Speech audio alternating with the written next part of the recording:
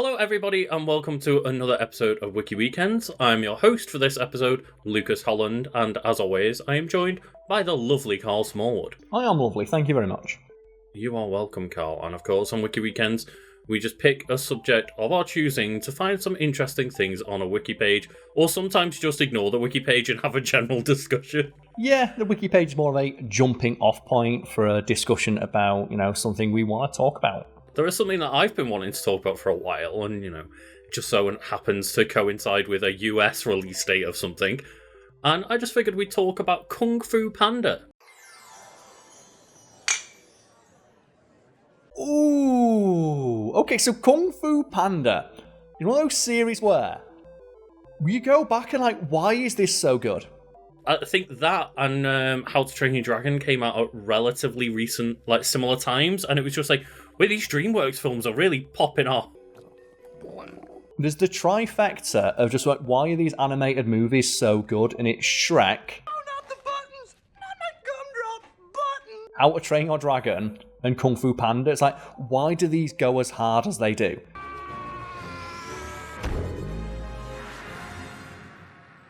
With Kung Fu Panda, I do think a lot of the heavy lifting is the incredible cast. Very much so, except for Jackie Chan, who they get Jackie Chan in, and he got, 4 voice lines across the entire series? Yeah, he's more kind of just there. One would think that Master Oogway would choose someone who actually knew Kung Fu. Yeah, or could at least touch his toes. Or even see his toes. It's just Jack Black, though. He loves being Poe. Yeah, Jack Black he's a fantastic Poe, and it's the perfect casting for Kung Fu Panda. It's the exact kind of role that Jack Black plays so well generally, of just the lovable buffoon that kind of just stumbles his way into luck. Hello, this is Nitch Nibley. It's just that energy that he's got. He's got such an infectious energy for life. Yeah, there would be so many people that would play Poe in such a way that would be really obnoxious and try hard, and Jack Black just pulls it off effortlessly. Chris Pratt. Yeah. Who was the more charming character, Mario or Bowser? It's definitely Bowser. Open the gates or die. But I didn't see Chris Pratt rocking up to an interview dressed like Bowser.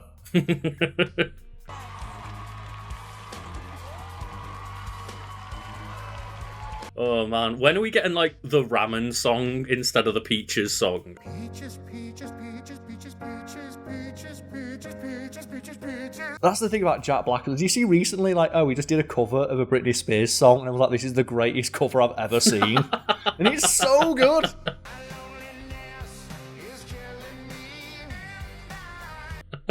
I've not seen that. I'm gonna have to look it up. He's almost he's basically just our generation's Weird Al Yankovic of an absolutely phenomenal musician, but they don't take themselves too seriously. Yeah, I mean, just look at the entire Tenacious D film, right? It's just one big piss take.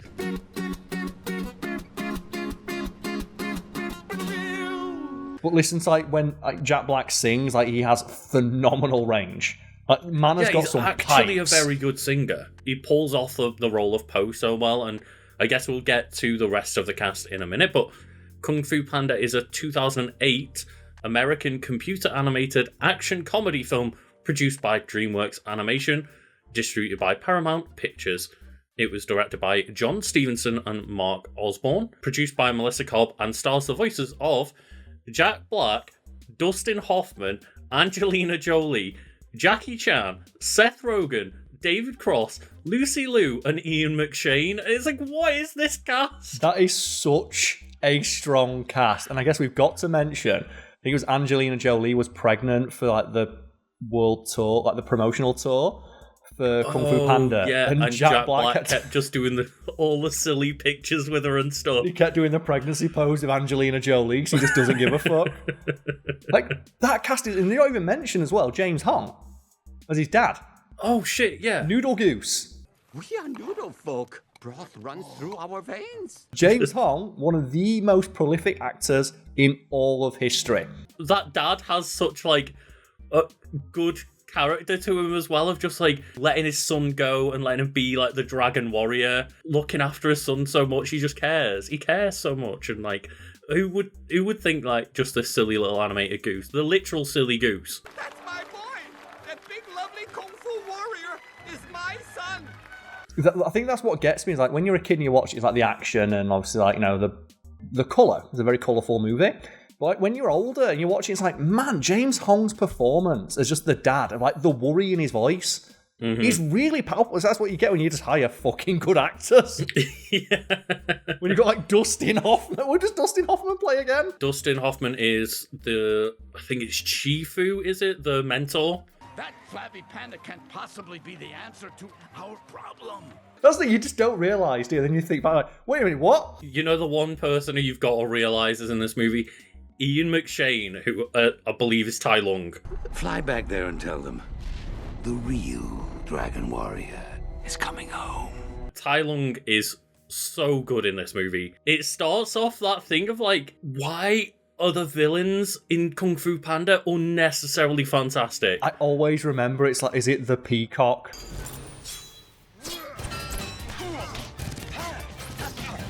Yeah, it's just, for some reason, like the Tai Lung sequence as well, where he just takes on like the entire army, and it's like, oh.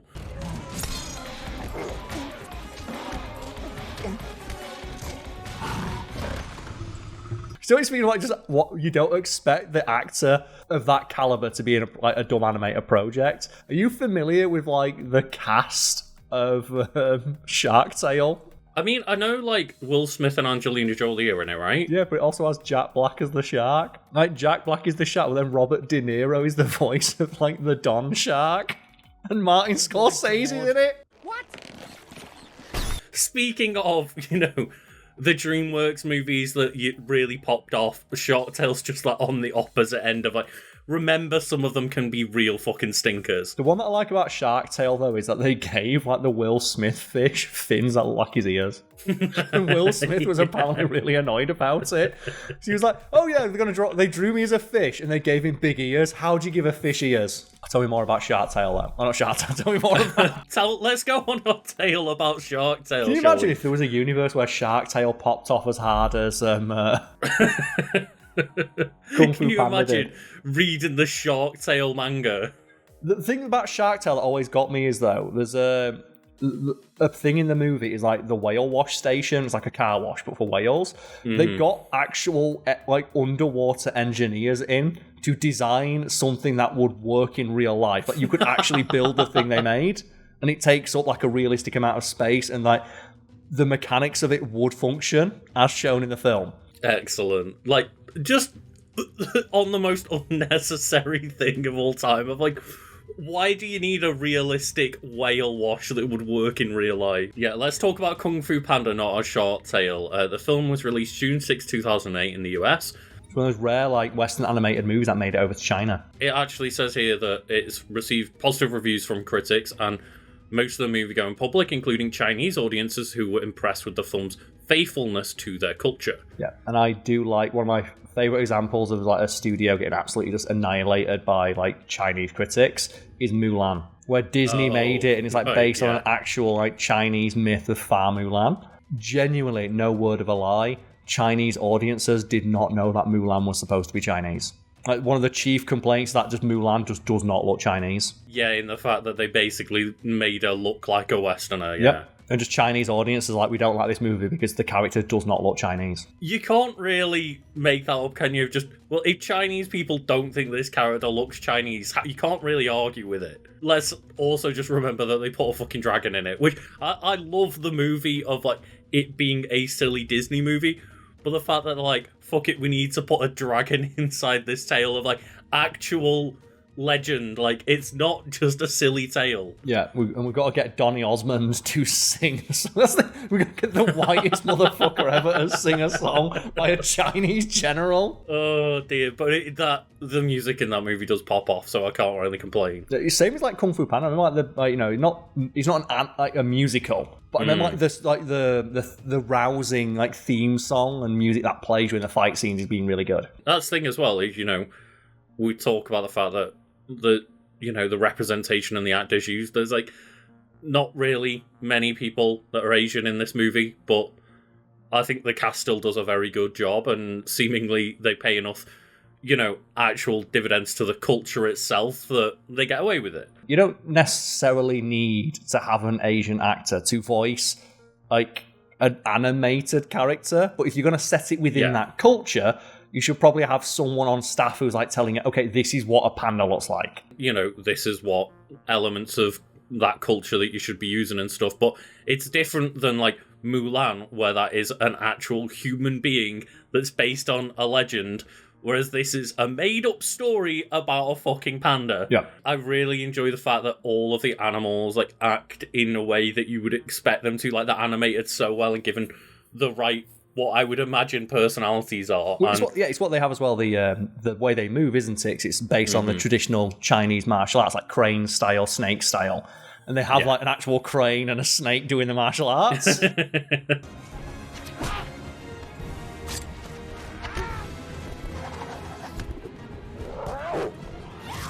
All of them just act and fight and respond and look in just the way that you imagine those animals would if they could fight. And well, that's how those martial arts came about. Yeah, exactly. It's people observing the movements of animals. I think it was I forget her name now. I think it was Niu Mui. She's the person who invented Wing Chun, which is based on the movements of a crane. As you say, it's literally like forms of different martial arts that people use in real life. So yeah, it makes sense as why you would translate these all. But I think they're missing a thing of, like, where's the goose style? That's maybe the one time where the geese need to be angrier, because geese are so angry. Well, that's the thing, is this like the whole plot? It's like panda style. Like, panda style can't work, but it uses like just the overall rotundness of being a panda.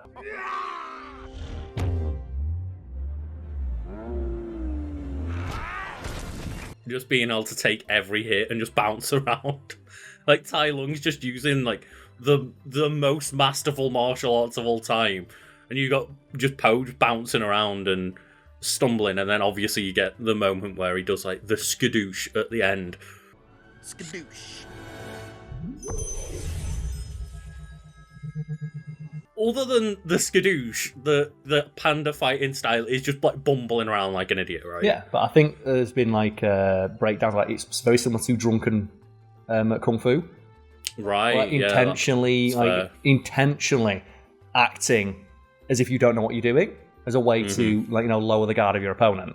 I guess because I'm a bit rusty on it, we'll go through the synopsis here. Let's go. Enthusiastic, big, and a little clumsy, Po is the biggest fan of kung fu around, which doesn't exactly come in handy while working every day in his family's noodle shop. And I just love the noodle shop, and he's just stumbling around like, I can't do anything. Those noodles look so fucking good. This is really good. No, come on. You should try my dad's secret ingredient soup. He actually knows the secret ingredient.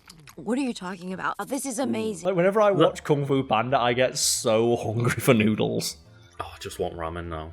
Unexpectedly chosen to fulfill an ancient prophecy, Po's dreams become reality when he joins the world of Kung Fu and studies alongside his idols, the legendary fighters Tigress, Crane, Mantis, Viper, and Monkey, under the leadership of their teacher and trainer, Master Shifu. Yeah, it's just that classic thing of, like, he stumbles into becoming, like, the Dragon Warrior, and then they all just treat him like shit. It's the hero's journey, just the chosen one. That's the thing, right? It's such a basic story, but just the charm and the voice acting and everything, it really just pulls this movie through. And I'd say just the action set pieces are really good as well. That's it. If you didn't nail that, imagine making something like, heavily steeped in the history of martial arts and a character who's supposedly a master of all of them, and that character sucks. Yeah. Hello, Iron Fist.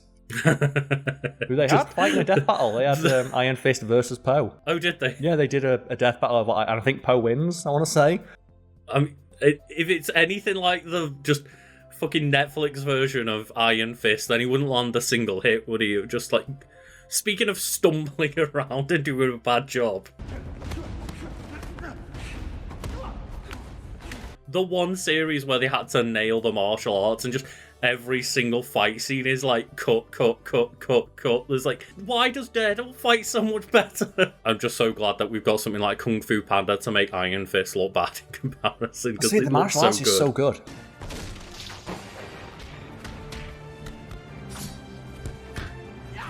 watching Tai Lung just masterfully beat everybody down. It's just, not only is just his voice incredible, he just fights so well, and he's so intimidating. And you feel the impact as well, can't you? Like, it's something like animation. There's an elasticity to animation that lends itself really well to fight scenes and action scenes. Especially with like Kung Fu Panda, where you can, do the slow-mo zoom in on like Poe's belly being punched and rippling as he's like just the big fat panda. Yeah. Every now and then you get like these really good DreamWorks movies where like, oh, this feels like you're watching like an anime or something, in terms of just how fluid it is. Like the death fight in Puss in Boots 2. It's like, why does this suddenly go so hard out of fucking nowhere? Why is like Antonio Banderas' cat suddenly fighting for his fucking life?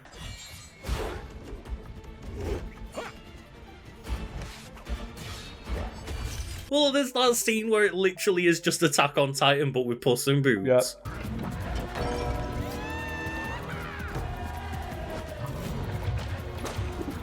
It's like, why are they going so hard? I'm so glad they did, though. No, it's great. I love the idea of like just what's the best Attack on Titan adaptation is Puss in Boots 2.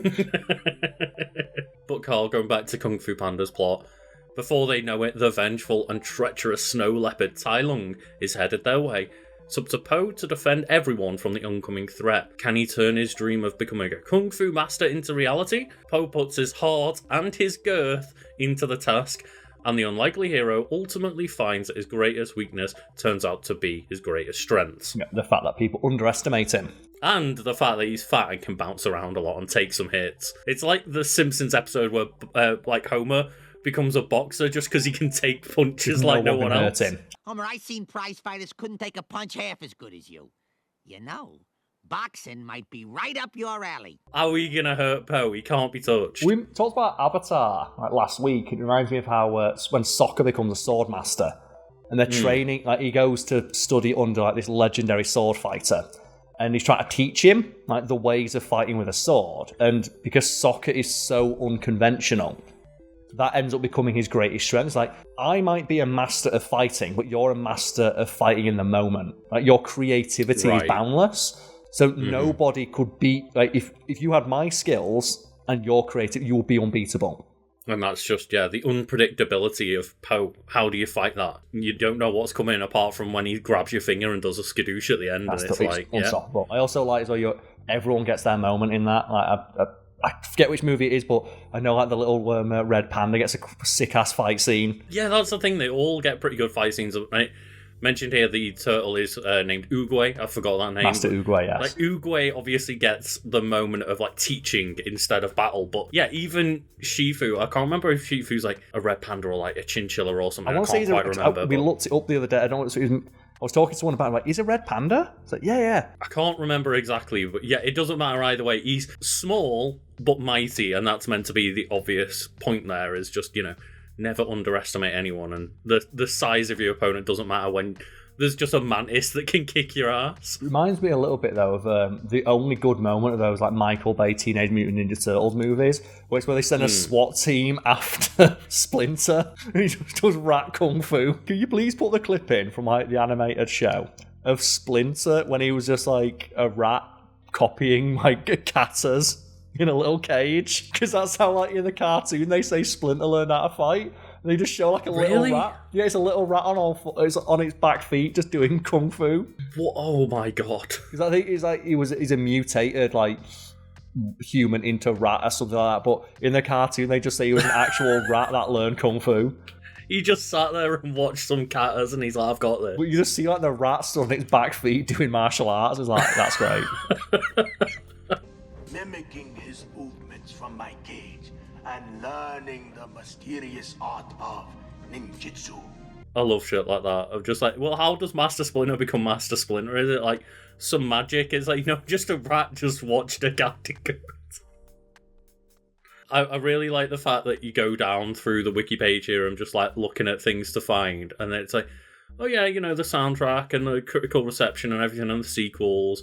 And it's like, oh, you got the video game, the television series, the holiday special, the manga, and the live entertainment. There's a Kung Fu Panda live. Yeah, it's one of those series where it just kept going. And obviously, we saw the movies, like the movies come out and get advertised, but we're not watching like Nickelodeon or anything where they've got like a TV show like 4 seasons. Yeah, you've got the Nickelodeon TV show called Kung Fu Panda Legends of Awesomeness. I want to know, does it have the actual cast in Kung Fu Panda Legends of Awesomeness? I don't think Angelina Jolie's turning up for that one. Lucy Liu and James Hong did. Well, James Hong would, because he's just a working actor. He's just in everything ever. Lucy Liu? Really? Yeah. She's not, like, just living off that Charlie's Angels money yet? Apparently not. Do you know what? I respect Lucy Liu even more now for just reprising a role in that show. Because that's the thing, I don't see any names like Jack Black and Angelina Jolie in here. That's what they did get Jack Black back, but Lucy Liu.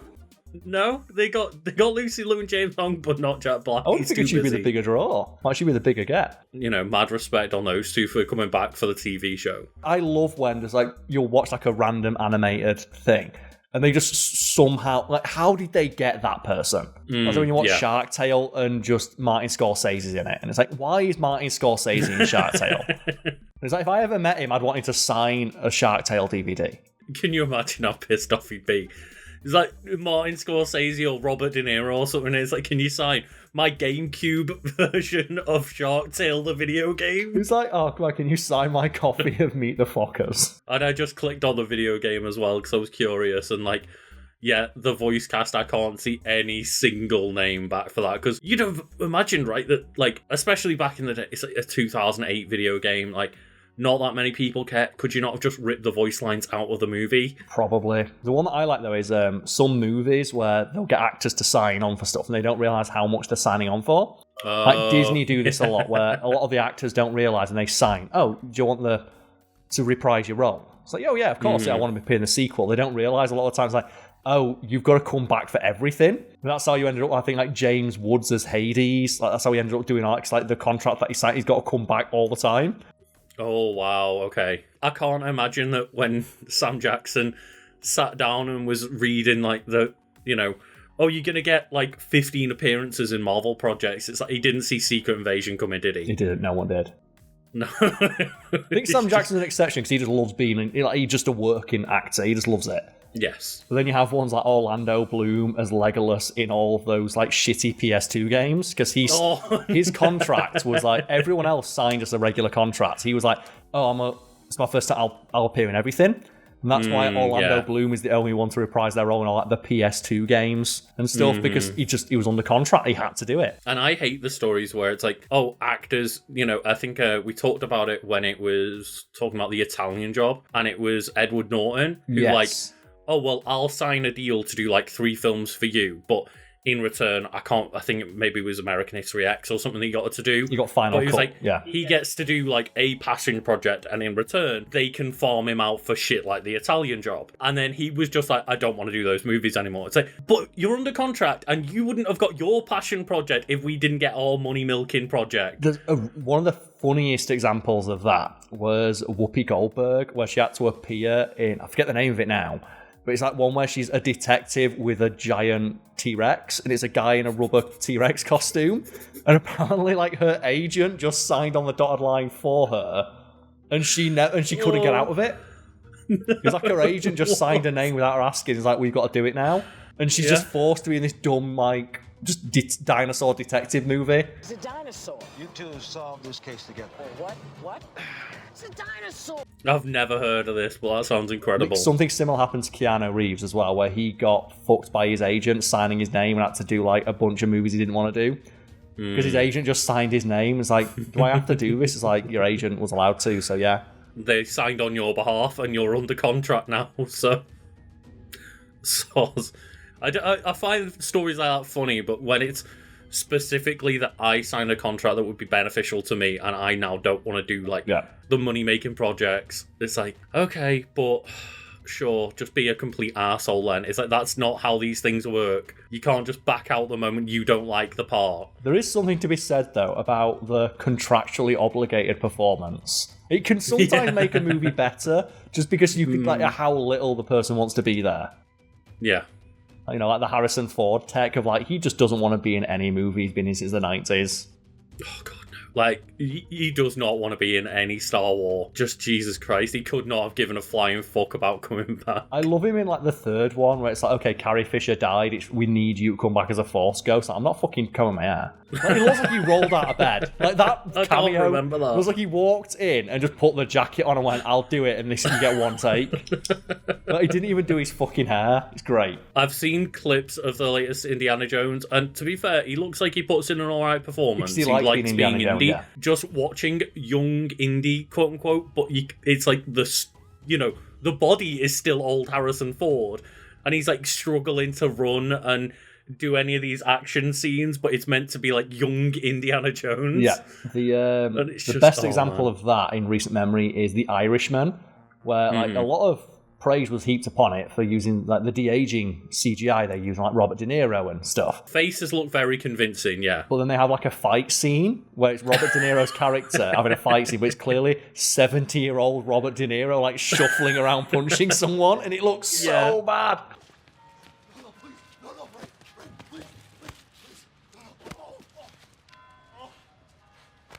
At a certain point, maybe this technology shouldn't be utilised this way. Like Martin Scorsese's like, don't worry, Robert De Niro's got this. He was in Raging Bull. It's like, but he's not anymore. He was in Raging Bull 50 years ago, yeah.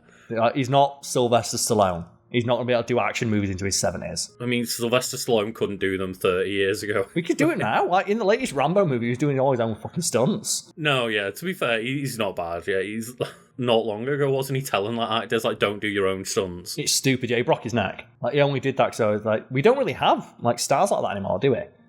Like, I think The Rock's probably like the only one. And obviously, like, Tom Cruise as well. Like, I mean, more like action stars do, like, fight scenes. Like, Tom Cruise does stunts. Fight scenes, yeah. Like Rambo-style fight scenes. Probably, as you say, like, the people that were ex-wrestlers like John Cena, Batista, The Rock, I'm sure they can do that stuff, but I'm sure you've got plenty of people that are in Fast and Furious that probably, yeah, do that as well. Like, I don't really watch many of those movies, but I'm sure that, like, Vin Diesel can throw a punch or two. Mate, you need to watch the latest one, because it has, Jason Momoa as the villain, and Jason Momoa just turned up and went, you know what, I'm just going to play it like I'm just the most flamboyant, over-the-top villain ever. In the latest movie, you watch it, and if presumably you bought a clipping of it, Jason Momoa is a better Joker than Jared Leto. Because, like, basically he just plays a complete psychopath who just doesn't give a shit.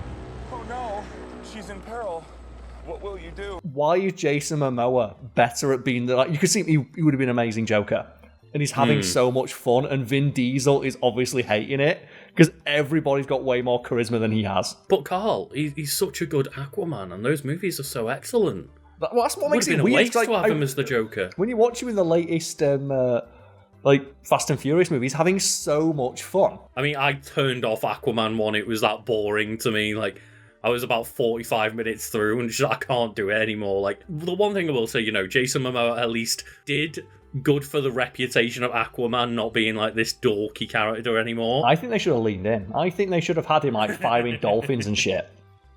I mean, that would be great, yeah. And they should have leaned into how stupid it was. Like, do you know the shot from the Super Friends of him surfing on 2 dolphins? I want that. Anyway, we're not talking about Aquaman right now. We're all talking about Kung Fu Panda, and I figured maybe we can just end this episode with a bit of trivia. Tell us some trivia about Kung Fu Panda. Is this the movie or the character? This is about the movie still. Okay, tell us some trivia about the movie. One thing I didn't notice yet, many of the animals in the film's cast are members of presently endangered species in China. This includes the giant panda, the red panda Shifu, so it is a red panda, yeah. Tigress, who is the tiger, monkey, who is a golden snub-nosed monkey, Tai Lung, a snow leopard, and Vashia, a rhinoceros. Yeah, that's pretty cool, of like just representation for hopefully animals that will still exist in like 20 years. Well, that's always like the sad irony of a lot of movies like this. I think Finding Nemo is perhaps the most infamous example of. Part of the movie is like, hey, don't fucking take animals out of their natural environment. It's real bad for animals. Like, the villain of that movie is a guy who wants to put the fish in an aquarium. Yeah. And the message is like, Willem Dafoe is like, do not put fish, do not like this. But the movie inadvertently resulted in a bunch of people wanting to get clownfish in their aquariums. Exact same thing people mention, 101 Dalmatians was just an epidemic of people buying Dalmatians who didn't realise that they're difficult dogs to deal with. Oh, they're terrible. Same thing, Game of Thrones. Huskies. Yeah. People adopting huskies. Forgot about that one, yeah. I was just, oh great, now there's just a bunch of huskies in shelters because no one thought about the fact you've got to exercise these dogs like 5 hours every single day. They can run a marathon a day. But Carl, they were cool on a TV show, right? Yeah, same thing with Dalmatians, where like they are just notoriously difficult to train because they go deaf almost immediately. Well, that's the entire reason they're used as like dogs in fire stations, right? It's because they're so hard of hearing that the alarms don't set them off all the time. Yep. And they also just chase everything. Yeah, and obviously I don't think that this resulted in many people trying to adopt a panda, but like... Maybe in that way of like, when you donate money to a zoo. I would hope that, like, yeah, they would use the kind of notoriety of the franchise to, help maybe towards like charity efforts of conservation efforts and stuff. You would hope so. Just awareness in general, yeah. It also just gets kids interested in nature and specifically the nature of China, like the animals that live there. Right? You mentioned it was a good bit of PR for the country as a whole. It's just representing our culture in a way that feels authentic and is also just representing a lot of animals from here. Well, I guess speaking of which, the moment in the film where Po straps fireworks to a chair to see the tournament resembles a real Chinese legend about a minor official in the Ming Dynasty who did the same thing trying to fly to the moon. Oh! What are you doing? What does it look like I'm doing? Oh, stop! I'm going to see the Dragon Warrior! Or just strap some fireworks to a chair. I think that was in Mythbusters of legend has it that you can just send yourself into the stratosphere just getting rockets or fireworks on a chair. Well, essentially that's what a rocket is. It's just a real fucking big one. In theory, yeah. You've got to use propulsion to go upwards. Just but can you get enough to lift a person into the air? You've got to use a lot of fireworks, I'll tell you that. According to the director John Stevenson, all of the animal characters in Kung Fu Panda are vegetarian. There are no carnivores. They're all just eating noodles. Including the tiger. And obviously that's not representative of real life, but yeah, if you've got such a good noodle shot, then why do you need to eat meat? Oh man, I guess you got to put the clip in a Futurama of like, animals eat meat, that's nature. It's like, no, that's not true. We taught a lion to eat tofu. And I just love the saddest cough that lion does. I'm like, Animals eat other animals. It's nature. No, it isn't. We taught a lion to eat tofu. It's like just the saddest thing about the really skinny lion is going. And this film was also DreamWorks' first computer animated film that wasn't a pop culture comedy or spoof. I'd say it's comedy. No, but it's not a pop culture spoof. Yeah, it's not like riffing on something else. A wholly original story. I was going to say a wholly original story.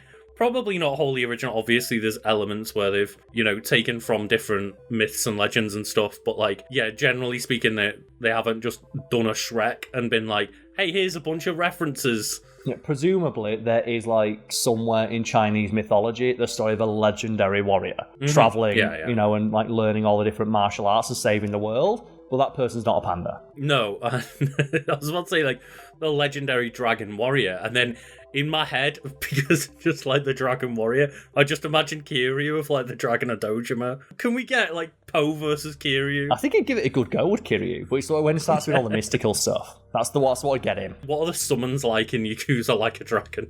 They are. Okay, you can summon people. That's all inside of Ishiban's head. Ah, true, yes. He said that he just imagines, combat that way to help him realise it. Because he imagines everything as being, completely over the top, where actually he's just punching people. Yeah, I think if you want to talk about, a dragon warrior, it'd probably be, Ryu Hayabusa, because he's, the legendary dragon ninja. You'd probably give, Po a run for his money. Just the three-way fight.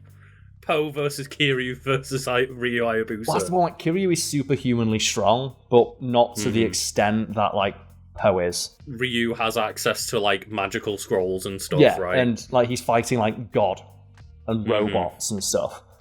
He's the legendary super ninja and he's wielding a weapon of unfathomable spiritual power in, the Dragon Blade. Kiryu he's a very strong guy, but he is just a guy. I reckon if you gave him the sword, he'd probably do a good job.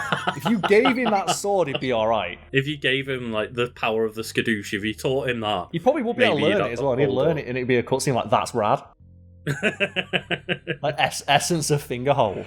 He'd learn that. Oh, God. He would, yeah. I can definitely seeing a world where Poe learns it that Kiryu could, the Dragon of Dojima. He'd probably learn. He'd probably be all right. Like I said, he'd give it a good go. We'll end it there, I guess, of just Kiryu versus Ryu versus Poe, and let us know who you would imagine would win that fight in the comments. I think it'd be like Ryu Hayabusa, because he does fight essentially like the devil of his world. Could he beat the power of Jack Black? Maybe, 'cause he does fly. So I think like at the end of like Ninja Gaiden 2, when he does like wields like the true Dragon Blade, and he starts flying and firing laser beams out of his arsehole. But then would Poe get in with like the finger hold? And would an Izuna drop work? So I imagine he'd do the Izuna drop, but then Poe would bounce up. Yeah, like, he'd just bounce away from it. He'd do it and he'd fly back into the air. That's the question. It's like, it's not about how hard could Ryu hit. It's like, could he hit hard enough to actually hurt Poe? Like, what does the Dragon Sword do to Poe? Would his belly just block it, or would it just slice him up? I feel like it would. That's a fight I now want to see, that sadly we won't get to watch anytime soon. Like, how much money have we got to pay for animators, Carl? Not much. Maybe more though. Subscribe, we might get more money. We can start like animating this stuff ourselves. Hell yeah, like and subscribe, and maybe one day we can make it happen. But thank you all for watching, and have a lovely day. See you all next time.